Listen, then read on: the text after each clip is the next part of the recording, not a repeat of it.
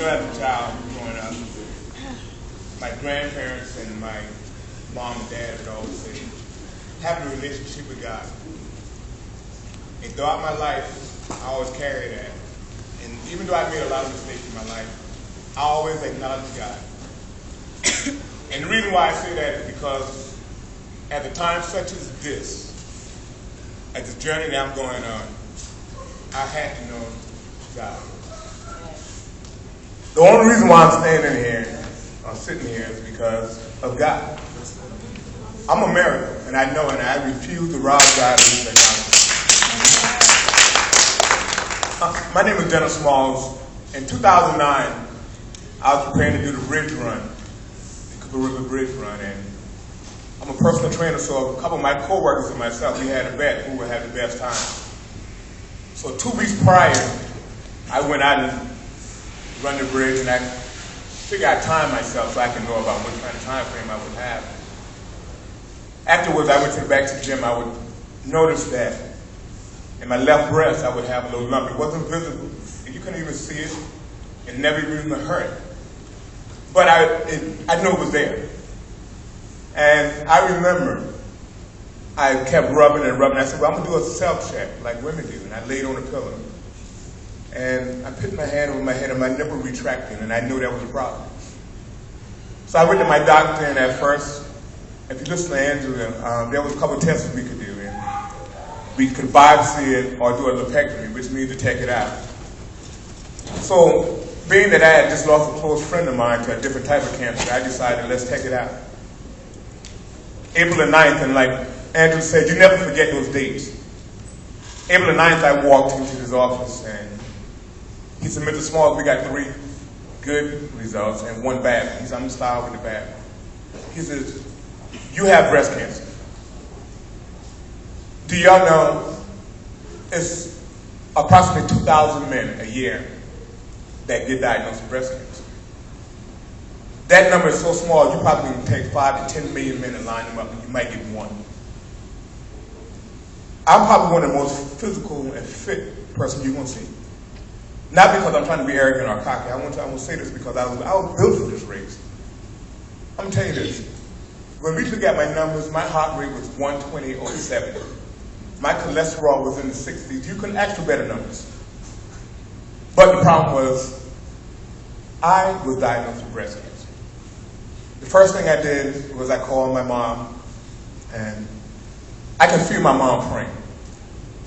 And it was very important to let the people who I know that was close, really close to my life, know, because when you're in times like this, you need people who know how to pray. You don't need people praying with you. You need people who know how to pray. That was a Thursday. I was so upset with him telling me I had breast cancer. I asked him, I said, what do we need to do?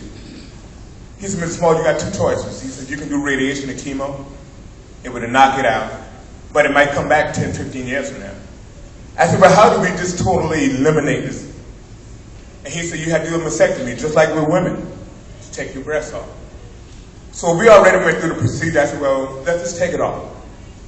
So he said, well, Dennis, he said, take the rest of this weekend, think about it, and call me Monday if that's what your decision is. Remember I asked, I can feel my mother prayer.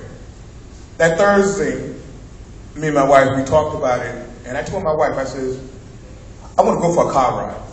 So I jumped in my car and I went down to something about water to me brings about peace and serenity. So I went down to the water and I just prayed. And I prayed so much when I got up. I cried so much that I was tired, emotionally tired from all the crying. But the thing about it is this. When I got up off of my knees, I left it right there. And I can feel God saying, all I need you to do is be a vessel. I got you.